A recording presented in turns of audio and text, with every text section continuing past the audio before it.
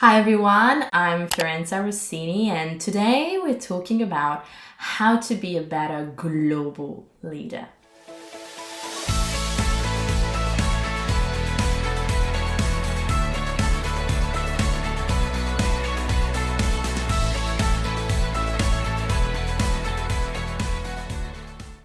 So, if you're a global leader, it means that you have an international, multicultural team, which may or may not be based in one or several locations.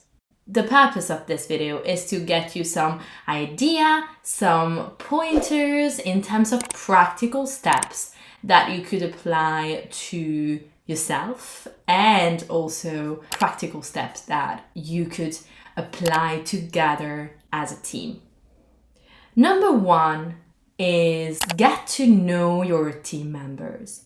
And here, of course, when you hear this, you're thinking, oh, I know how many kids they have. I know their partner or spouse's name. I know their dog's name. Yes, and that's great. That's amazing. But here, what I mean is on a slightly different level. For example, what is your team member preferred communication style?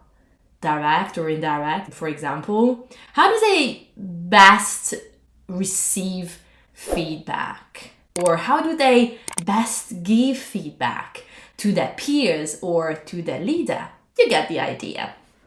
And of course, remember here that there's nothing wrong in having open conversation, direct conversation. There's nothing wrong in you initiating such a conversation. You want to ask them. That's okay. Why would you try and mind read and guess where actually they can probably provide you with the right answer? Number two, identify the cultural differences that may come in the way of working together as a team. So, for example, communication. You may notice that some team members are super comfortable in talking in front of a large audience in a group setting, and others are less comfortable. They'd rather communicate in writing. That's where their strength is.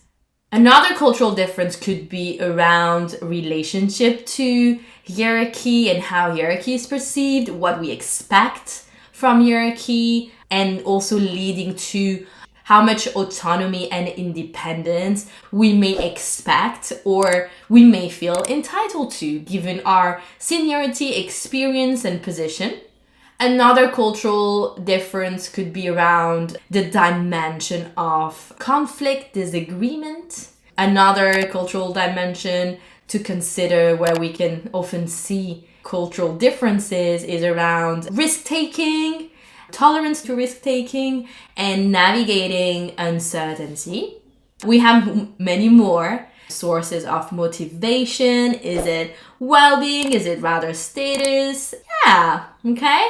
The list can really be infinite, and probably the more time you are able to sit in an observer stance, the easier it may be for you to come up with some ideas of cultural differences that may come in the way of the team working effectively together. So here what I'm talking about is you may have a team meeting, and of course you may be, steering the meeting, actively participating, and my invitation to you as the leader of the team is also to consider being in the observer seat as you are present in the meeting. And I know that's not easy and it may take some practice, but you got this.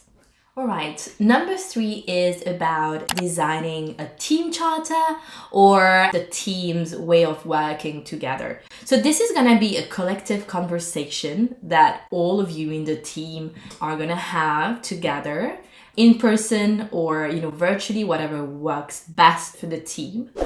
And the idea is to cover some really foundational topics, such as what is our team's mission? What are we trying to achieve long term, right? What makes us a team? What are the team's objectives? And here, of course, you will, I'm sure that you will find some links with some corporate objectives, but I'm really kind of inviting you to look at the team as its own ecosystem. And then from there, you want to have a collective conversation around what do we need as a team to work best together, to work effectively together, to communicate better, to collaborate better.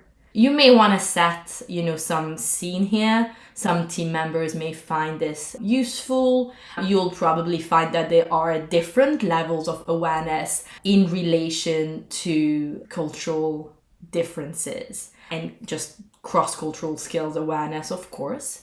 So yes, scene setting, if that's appropriate, yes, please do so. And feel free to start. What have you noticed? Going back to, number 2 we talked about earlier. What have you noticed as cultural differences that sometimes may come in the way of the team working at its best together?